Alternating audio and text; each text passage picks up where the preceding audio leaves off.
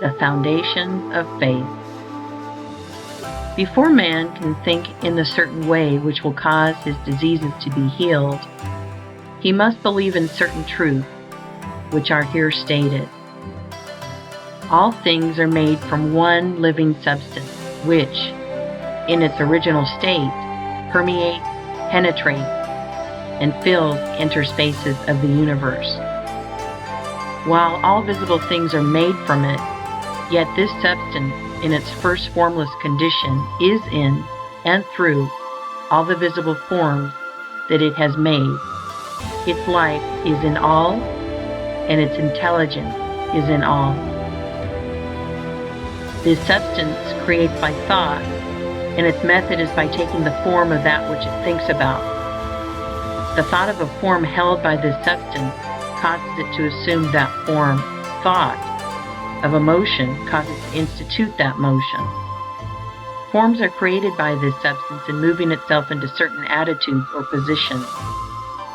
When original substance wishes to create a given form, it thinks of the motion which will produce that form.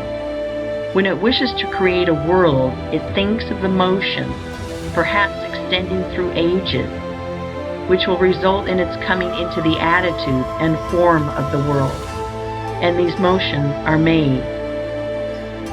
When it wishes to create an oak tree, it thinks of the sequences of movement, perhaps extending through ages, which will result in the form of an oak tree, and these motions are made.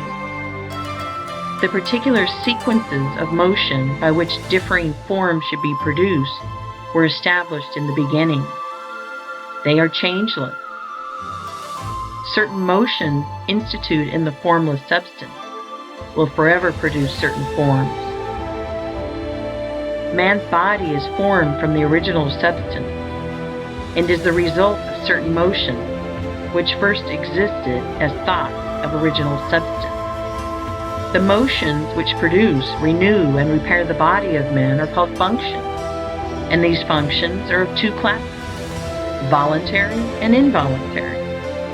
The involuntary functions are under the control of the principle of health in man and are performed in a perfectly healthy manner so long as man thinks in a certain way. The voluntary functions of life are eating, drinking, breathing, and sleeping. These, entirely or in part, are under the direction of man's conscious mind, and he can perform them in a perfectly healthy way if he will. If he does not perform them in a healthy way, he cannot long be well. So we see that if man thinks in a certain way and eats, drinks, breathes, and sleeps in a corresponding way, he will be well. The involuntary functions of man's life are under the direct control of the principle of health, and so long as man thinks in a perfectly healthy way, these functions are perfectly performed, for the action of the principle of health is largely directed by man's conscious thought affecting his subconscious mind. Man is a thinking center, capable of originating thought